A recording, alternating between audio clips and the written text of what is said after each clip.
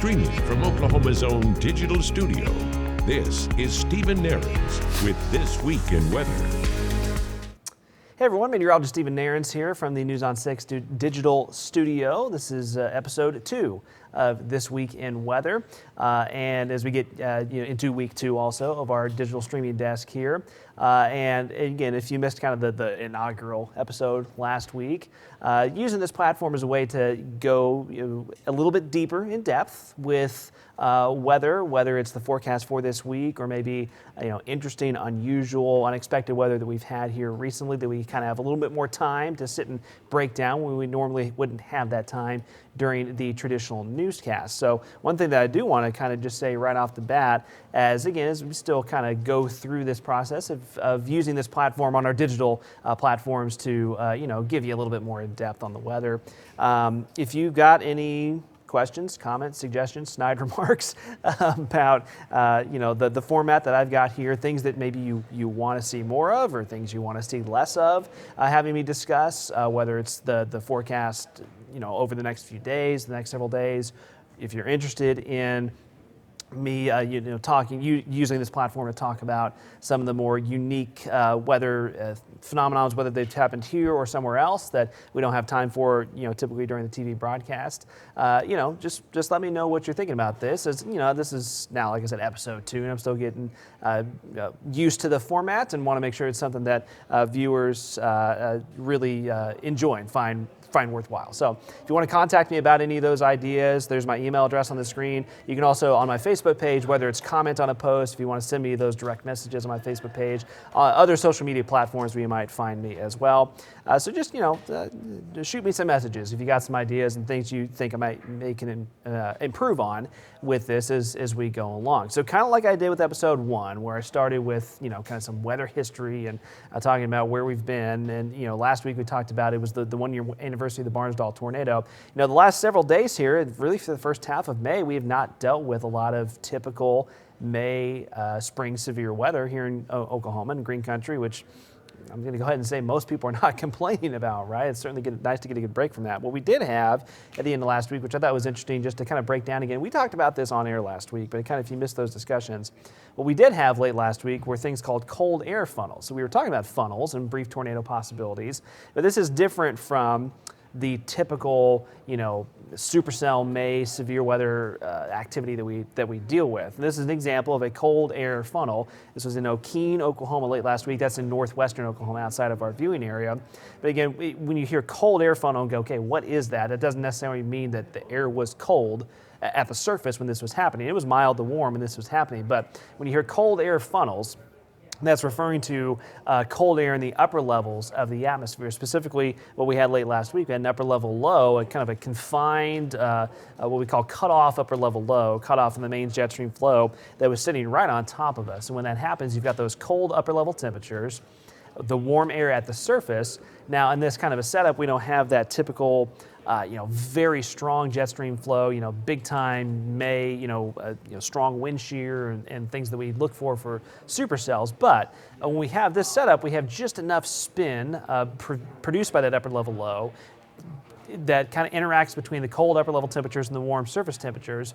That vorticity from the upper level low, that spin in the atmosphere, you get just enough of that going. It stretches that updraft, that rising air that's coming from these relatively smaller showers and storms. That updraft gets stretched, and that vorticity gets stretched just enough that you eventually have these, at the bases of these showers and storms, these what we call cold air funnels. Of course, one of the other major differences is that these are not nearly as intense or as impactful as when we're talking about supercells and tornadoes.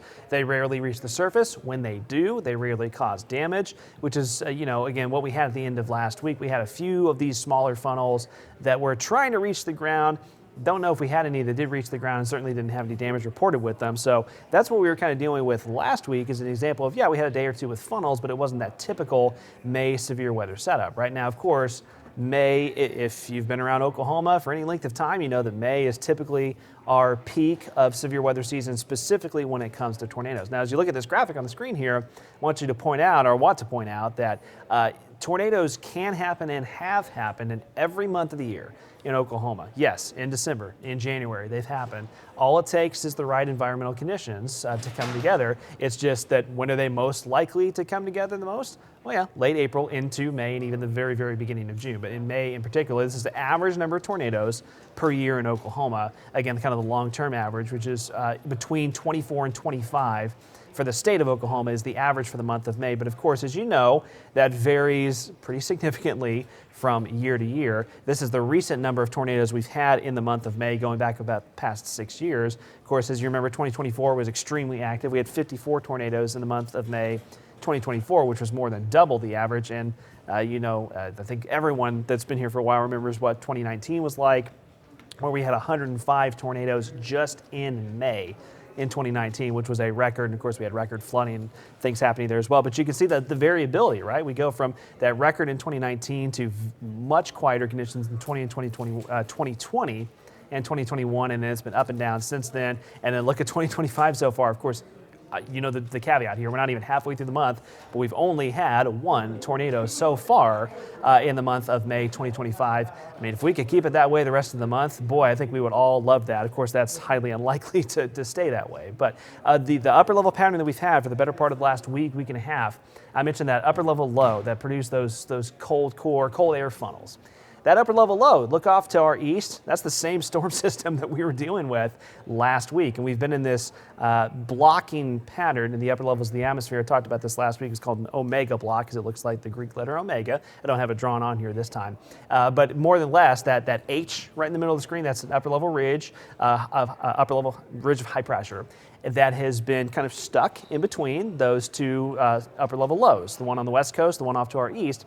We get in this pattern, they usually kind of just all get stuck and they don't move a whole lot. But it also is not a pattern that's typically conducive for bringing big time severe weather to eastern Oklahoma. Well, that's going to start to gradually change over the next several days as you kind of take a look at the big picture as we get more into the forecast here for the rest of the week and heading into the weekend. So that upper level ridge starts to break down and weaken somewhat over the next few days, or at least centers itself off to our south. Now notice, as I just advance you through the next couple days on that big picture, that first trough, upper level low off to our west, zips up into the central and northern plains. Doesn't exactly track towards us, doesn't really head our way in a way that's conducive for a whole lot of thunderstorms.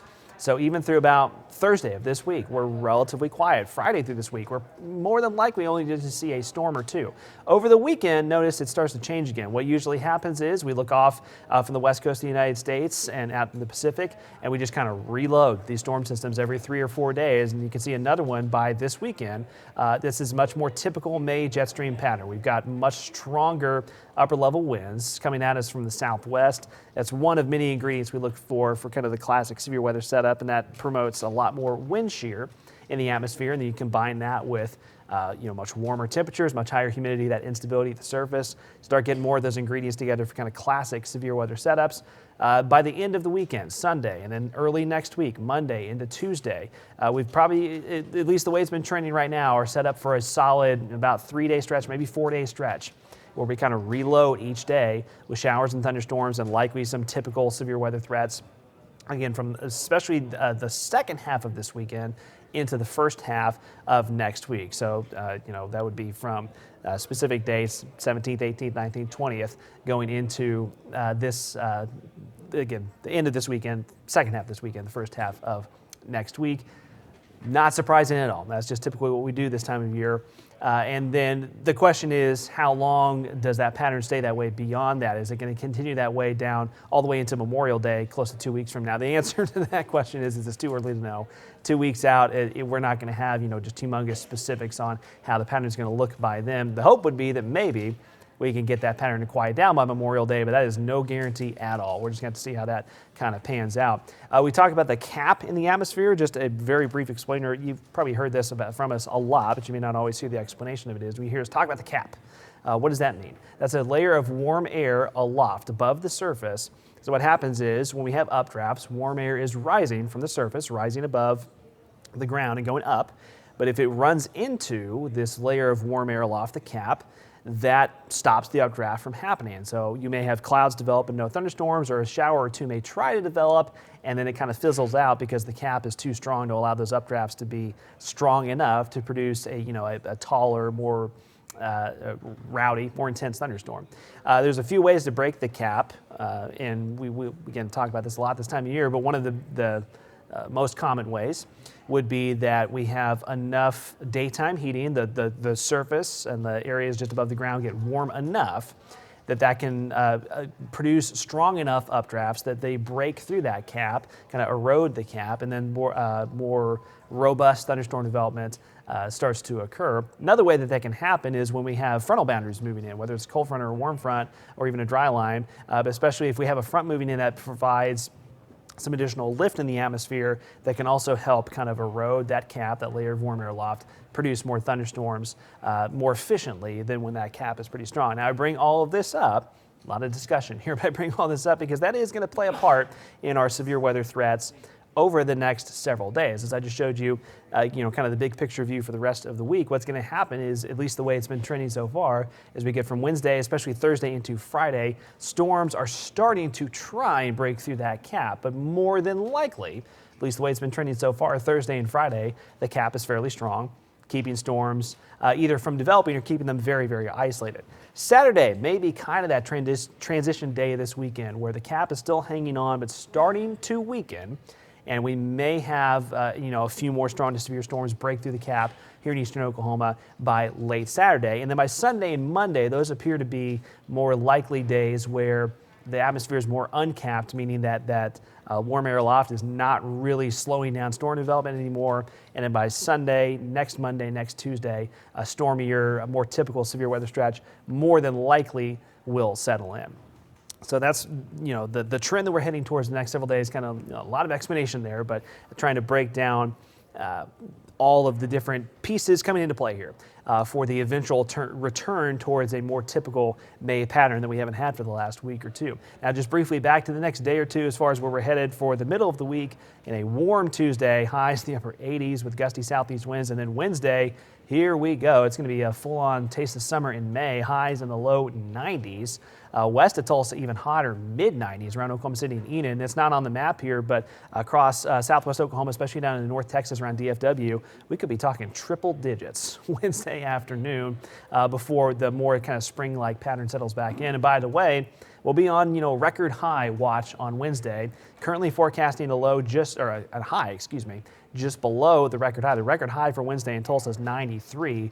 We could certainly make a run at it Wednesday afternoon. So it is going to be much more like summer than spring on Wednesday. And then by late in the week, that pattern starts to change on us. And this just kind of gives you a general idea. I was talking about how into Thursday and Friday, more than likely the cap is fairly strong and we're not seeing many storms. But what you looked at in southeastern Oklahoma as I run you through Future View, notice how Thursday evening is trying to hint at maybe one or two storms trying to break through that cap. Friday afternoon, Friday evening, same story, trying to hint at one or two storms trying to break through that cap. But then we head further into the weekend.